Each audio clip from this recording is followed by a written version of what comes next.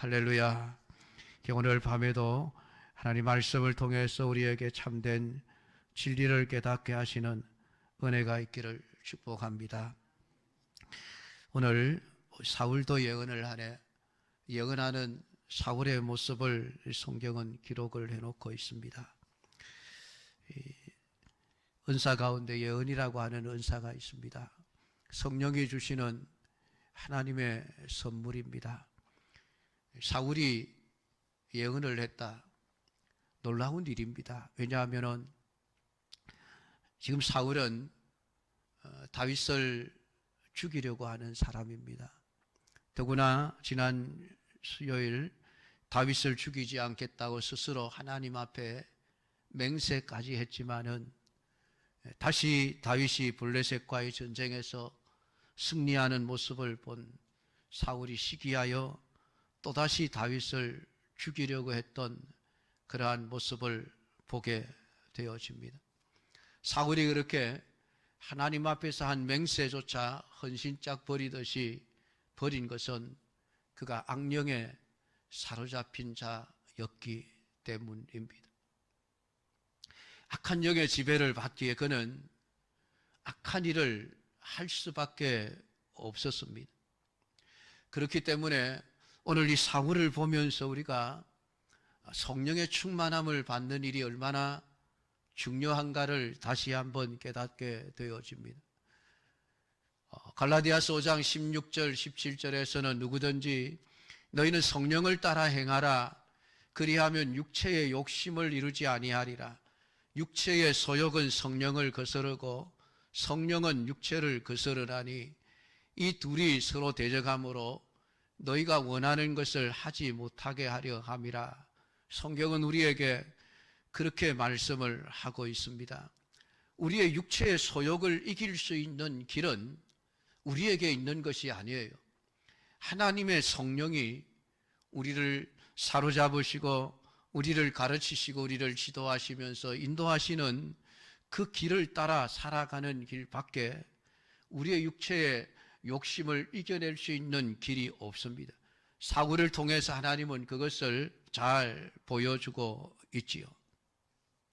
근데 우리가 성령의 역사에 대해서 신중하게 생각해야 될 문제가 있습니다. 그것이 바로 성령의 은사에 대한 생각입니다. 사실 오늘 본문은 굉장히 우리를 의아스럽게 하는 본문입니다. 사울이 또다시 악령에 사로잡혀 다윗을 죽이려고 했고 다윗은 도망을 가서 아내 미갈의 도움으로 겨우 생명을 부지하고 라마에 있는 사무엘을 찾아갑니다. 이 사무엘이 라마 나요스에 있었는데 거기에서 다윗이 사무엘과 함께 생활을 하게 되어집니다. 이 라마는 예루살렘으로 약 한 북쪽으로 8km 정도 떨어져 있는 곳에 있는 작은 도시였습니다. 여기는 사무엘이 늘 살고 있었던 곳이고 그의 고향이기도 하고 또 그가 죽은 후에 장사 지낸 곳이기도 합니다. 그리고 이 나요시라고 하는 단어는 지명이 아니라 숙소 혹은 어떤 그 시설을 가리키는 그런 단어입니다. 그러니까 라마에 있는 어떤 숙소라고 이렇게 생각을 하시면 되겠습니다.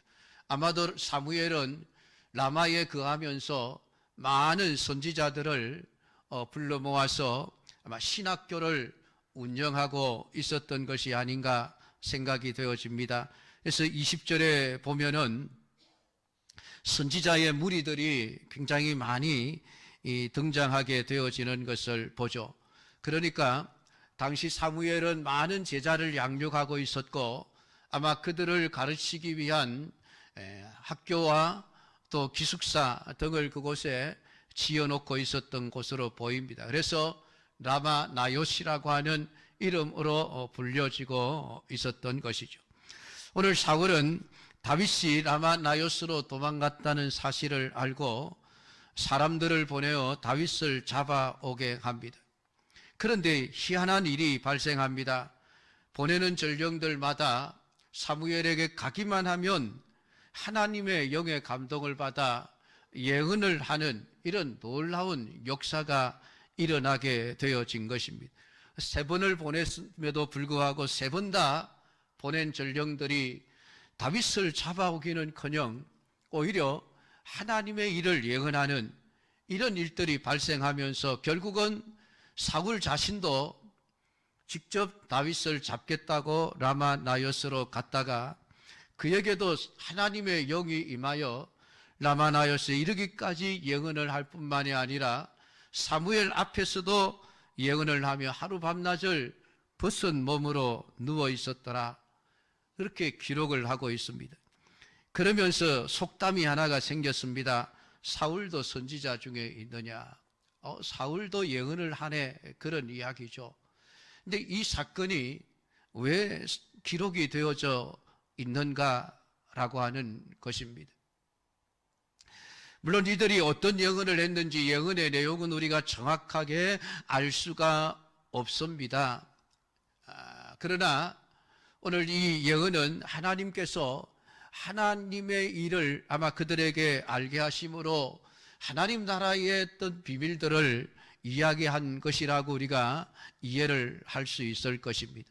그 내용이 중요한 것이 아니라 하나님께서 왜 이런 사건을 일으켜서 사울로 하여금 예언을 하게 하시는가라고 하는 것입니다.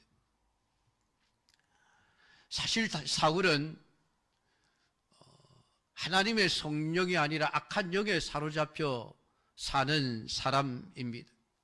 그런데 그런 사울이 지금 예언자로서 예언을 하는 이런 일을 행하게 되어졌습니다. 물론 잠시 동안입니다마는 어쨌든 그가 하나님의 성령의 감동을 받아 하나님의 나라의 말을 하며 지냈다라고 하는 이 사실들을 우리가 보면서 왜 사울 같은 사람에게 하나님의 신이 임하셔서 그로 하여금 예언을 하게 하는가라고 하는 것이죠. 그러니까 지금 다윗을 죽이려고 하는 사울의 그 마음에는 하나님이 없습니다. 하나님을 안 믿는 사람이라고 하는 이야기죠. 이게 사단의 지배를 받는 사울입니다. 그런 사울이 예언을 했다. 그러니까 굉장히 우리를 혼란스럽게 하는 얘기예요. 우리가 알아야 될 것은 예언을 한다고 해서 그 사람이 곧 하나님의 사람이라고 말할 수는 없다고 하는 것을 오늘 성경을 통해서 우리는 배우게 되어집니다. 예언을 한다고 해서 그 사람이 곧 구원받은 하나님의 자녀라고 말할 수는 없다라고 하는 것이죠. 구원과 예언은 전혀 별개라고 하는 것을 오늘 사울이라고 하는 한 인물을 통해서 하나님은 우리에게 가르쳐 주고 있습니다. 악한 영의 지배를 받는 악한 사울일지라도 언제든지 하나님이 원하시면 잠시지만은 그가 하나님의 도구로서 얼마든지 쓰임을 받을 수 있다. 그러나 그가 예언을 했다고 해서 그가 사람이 완전히 바뀌어서 선한 사람이 되었고 하나님의 백성이 되었다. 그런 의미는 아니다라고 하는 것을 오늘 우리는 알아야만 합니다. 그러니까 예언이 사울을 구원한 것이 아니라는 말입니다. 은사는 구원과 전혀 상관없이 주어지는 하나의 선물임을 오늘 우리는 사울을 통해서 명백하게 보게 되어집니다. 그러니까 오늘 본문이 이야기하고 있는 것은 한 개인인 사울의 구원을 말하고자 하는 것이 아닙니다. 하나님의 나라에 관한 이야기를 하고자 하는 것이지요. 하나님의 통치를 받고 하나님의 신의 통치를 받는 그 나라가 어떠한 나라인가를 우리에게 보여주기 위한 것으로 오늘 이 말씀을 이해할 수가 있습니다. 사실 이스라엘은 하나님의 나라입니다. 하나님이 왕이 되시고 하나님이 통치하심으로써 하나님을 나타내고 하나님을 보여주어야 할 나라로 세워진 나라가 이스라엘입니다. 그러니까 원래는 사울 같은 왕이 필요하지 않은 나라였죠. 하나님이 사사들을 세워서 통치를 하셨듯이 하나님이 선지자들을 통해서 통치하시는 그 나라의 정치 형태를 그대로 가져갔으면 됩니다. 그런데 사람들이 결국은 다른 나라들처럼 우리도 인간 왕을 주십시오. 그래서 하나님이 그들에게 허락하신 왕이 사울이었습니다. 결국은 이스라엘은 하나님의 통치를 거부한 것이지요. 사람의 통치를 받고자 했던 것입니다. 그러니까 지금 이스라엘이라고 하는 나라는 하나님의 나라가 아니에요. 사울의 나라죠. 사울의 명령 한마디에 모든 그 밑에 있는 신하들과 백성들이 다 그 명령을 따라 움직이는 지금 사울의 나라가 되어져 있습니다. 그러니까 하나님이 세우신 다윗을 사울이 죽이려고 하는 것은 하나님과 이미 원수의 삶을 살기로 사울은 이미 작정했다라고 하는 것이죠. 그런 이스라엘에 사무엘이 수령으로 세워져 있는 조그마한 공동체 하나가 등장합니다. 그것이 바로 하나님이 성령이 통치하시는 그런 공동체죠. 사무엘의 선지학교라고도 부를 수 있는 그런 작은 공동체입니다.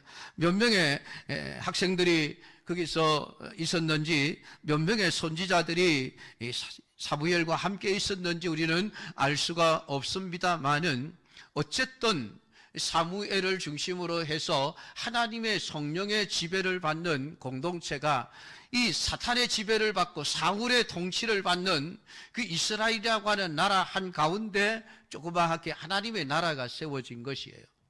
그러니까 지금 이 하나님의 나라는 사울이 통치하는 이스라엘이라고 하는 나라가 아니라 지금 사무엘이 리더로 있는, 수령으로 있는 라마나요시라고 하는 그 조그마한 동네가 사실은 하나님의 나라가 되어져 있는 것입니다.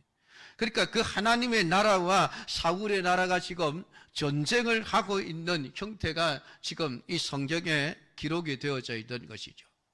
물론 사무엘이 수령으로 섰다고 해서 사무엘이 왕이 된 것은 아닙니다. 하나님께서 사무엘을 통해서 통치하고 다스리는 작은 공동체였습니다.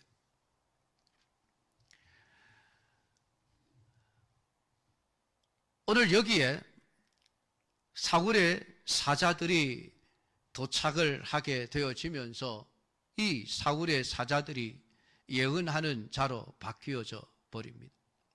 오늘 이 말씀은 우리에게 사울의 사자들이 변하여 새 사람이 되었구나 그렇게 생각하라고 주시는 말씀이 아니라 하나님의 성령이 다스리고 통치하는 나라는 결코 자신의 욕심과 자신의 뜻을 이루기 위해서 사는 것이 아니라 하나님의 뜻을 선포하며 그 뜻을 이루기 위해서 사는 나라임을 말씀을 해주고 있는 것이죠. 그 나라 안에 들어오면 누구든지 하나님의 통치를 받아야만 하게 되어져 있습니다. 그것이 하나님의 나라입니다. 그 공동체가 얼마나 크냐, 백성들의 숫자가 얼마나 많으냐라고 하는 게 중요한 것이 아니에요.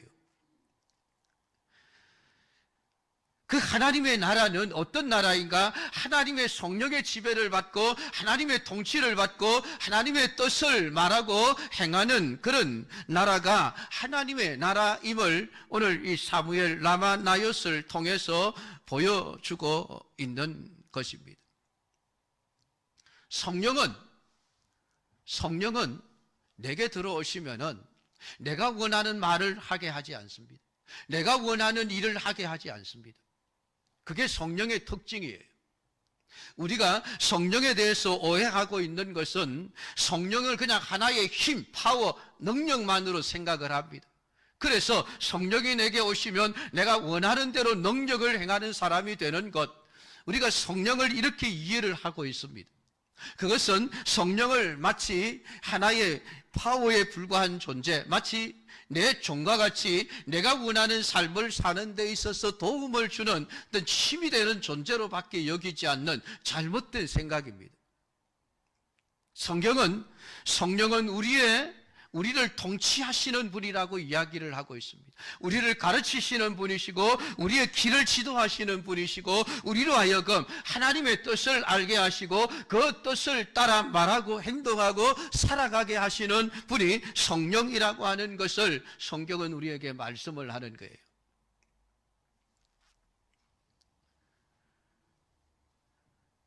하나님의 통치를 받는 사람들은 자기 말을 하지 않습니다. 자기 소욕을 따라 살아가지 않습니다.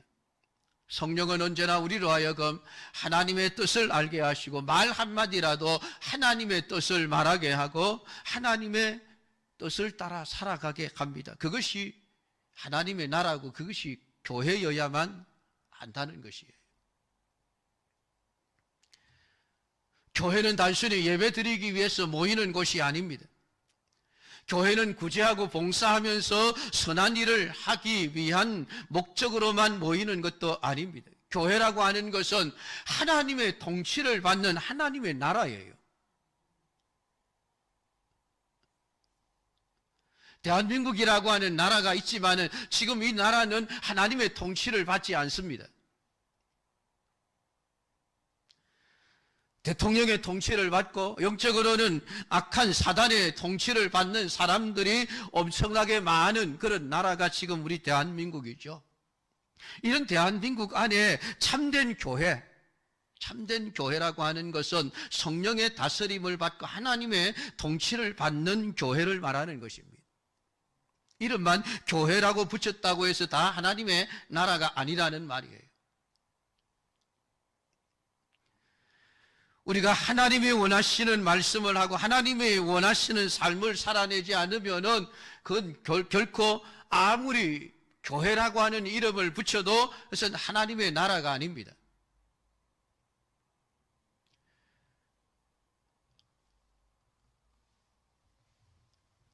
교회는 하나님의 말씀이 제대로 선포되어져야 하고 교회는 하나님의 통치를 받는 곳이어야만 합니다. 그래야만 그 교회가 참된 교회입니다. 오늘 하나님의 성령이 임하자 예언을 하는 사울과 사울의 사자들을 한번 생각해 보십시오.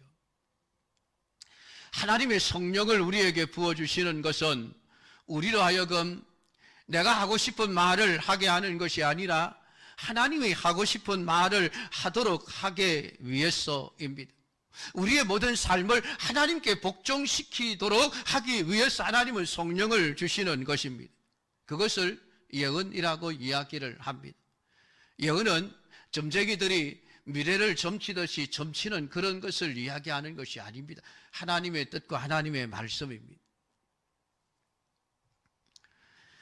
사실 사울은 다윗을 죽이는 게 목적이 아니었습니까? 지금 라마나요스로 온 것도 다윗을 죽이기 위해서지 그가 성령을 사모하고 하나님의 통치를 받고 하나님의 뜻을 말하는 자가 되기 위해서 온 것이 아닙니다. 그는 다윗을 죽이려고 왔습니다. 자신의 왕권을 위태롭게 하고 있는 다윗에 대해서 시기와 미움을 가지고 어쨌든 자신의 욕심을 지켜내기 위해서 다윗을 죽이려고 하는 마음을 가지고 왔습니다. 그러한 사울에게 하나님의 성령이 임하자마자 그는 자신이 왜 왔는지를 다 잊어버립니다. 자신의 생각, 자신의 뜻이 다 잊어버려졌습니다. 오직 하나님의 일을 예언하게 되어지는 것이죠. 이것이 하나님의 성령에 의해서 다스림을 받고 있는 자의 모습입니다. 사랑하는 성도 여러분, 성령은 우리를 전등한 능력자로 만들기 위해서 오시는 것이 아닙니다. 우리는 성령을 하나의 파워 힘으로만 자꾸 생각을 합니다. 그래서 그 힘을 얻으면 내가 힘 있는 일을 할 수 있다라고 생각을 하면서 성령을 구하게 되어집니다. 그런데 그것은 세상의 원리죠. 세상은 끊임없이 힘을 추구합니다. 그래서 어느 것이 더 센 힘을 가졌느냐, 늘 그것을 찾아가죠. 힘 대 힘의 싸움 아닙니까? 지금 중국과 미국 힘과 힘 겨루기죠. 지금 누가 더 세냐? 그래서 끊임없이 그들은 최첨단 무기들을 개발합니다. 왜냐하면 그게 힘이기 때문입니다. 북한이 왜 저렇게 여러분 도발을 합니까? 힘 대 힘의 싸움이죠. 우리도 이만큼 힘이 있다. 핵무기를 가지려고 하는 목적이 그것 아닙니까? 힘이죠. 다른 것 아닙니다. 그것만 있으면 미국이 함부로 할 수 없는 힘을 가지게 되니까 죽으라고 핵무기를 소유하려고 하는 거예요. 여러분, 그게 세상입니다. 그래서 더 나은 힘이 무엇인가? 중국은 중국대로, 러시아는 러시아대로, 미국은 미국대로 각기 여러 나라들마다 다 똑같아요.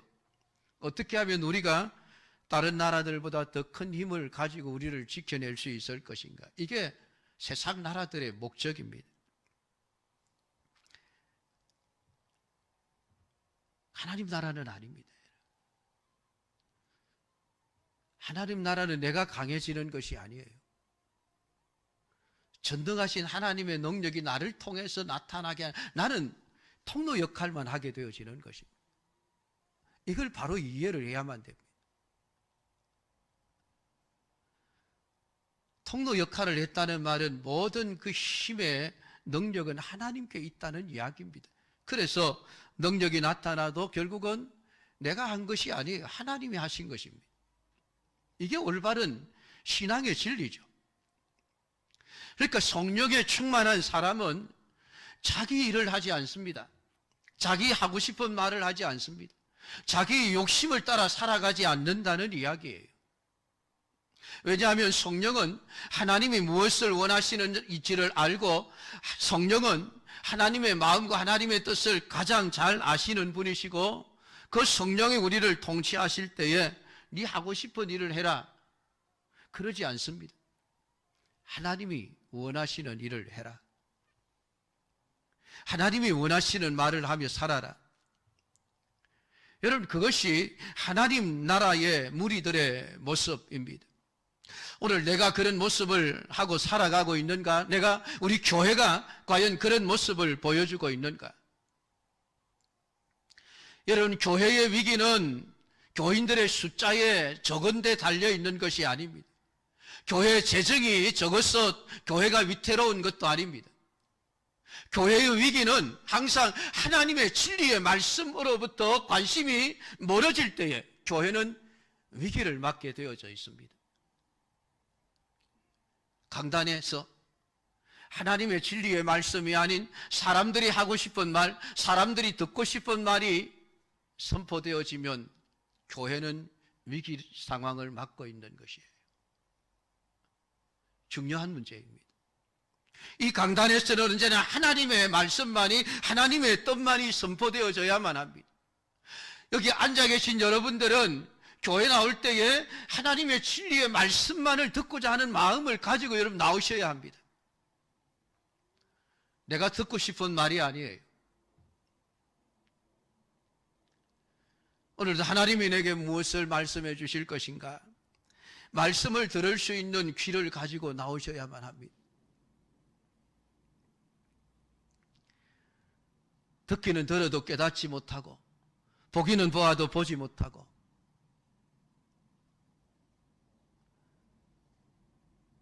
이스라엘 백성들이 결국은 그렇게 망하는 길로 가버렸지 않습니까?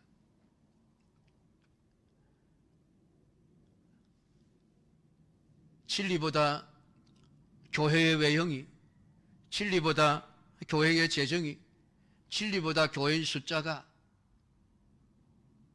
그것이 세상 앞에 자랑이 될 때에 교회는 위기 상황인 거예요.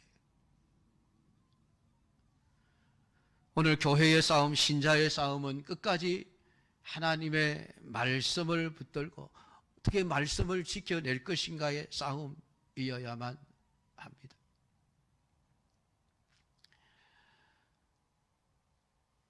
교회를 지키는 것도 여러분 하나님이십니다. 여러분, 우리 언유한교회가 없어진다고 하더라도 하나님의 교회가 없어지는 게 아니에요. 대한민국에서 제일 큰 교회 순복음 중앙교회죠. 저 교회가 없어진다고 하나님의 교회가 없어지는 게 아니에요. 하나님의 교회는 조금도 손해를 보지 않습니다. 쉽게 생각을 해보십시다. 여러분, 요한계시록에 나타나는 소아시아 7교회, 서머나 교회 얼마나 대단한 교회입니까? 정말 예수님 보실 때에 칭찬만 듣는 교회였습니다. 근데 그 교회 지금 없어졌거든요. 그럼 교회가 없어진 겁니까? 아니에요. 교회는 여전히 똑같아요. 교회는 하나님이 지키십니다. 눈에 보이는 건물을 말하는 게 아니죠. 정말 하나님의 말씀이 전부인 줄 알고 그 하나님의 통치를 받고 하나님이 원하시는 삶을 살아내가는 그런 사람들이 하나님의 진정한 교회입니다. 그런 교회는 하나님이 지키시는 것이죠. 우리 자신이 지켜낼 수 있는 것이 아닙니다. 여러분, 교회가 세상 앞에 서 있습니다. 그 세상 앞에서 교회는 영적인 싸움을 싸워야 되는데 무엇을 가지고 여러분 세상과 싸울 수 있겠습니까? 교인들의 숫자를 가지고 힘으로 밀어붙일까요? 하나님이 그것을 원하실까요? 교회에 있는 여러 사회기관의 어떤 권력자들을 가지고 밀어붙이면 될까요? 교회가 그걸 가지고 싸우면 되겠습니까? 아마 100번 싸우면 100번 패하고 말 것입니다. 왜냐하면 교회의 무기는 진리의 말씀이기 때문에 그렇습니다. 그래서 하나님의 말씀의 금을 들어라. 말씀의 금을 성령의 금이라고도 이야기를 합니다. 성령은 우리로 하여금 하나님의 말씀 안에서 말씀을 붙들고 하나님 말씀을 행하면서 살아가도록 하신다는 말씀입니다. 그것이 우리 교회의 무기여야만 합니다. 유일한 무기입니다. 세상처럼 핵무기를 들고 싸우는 것이 아니에요.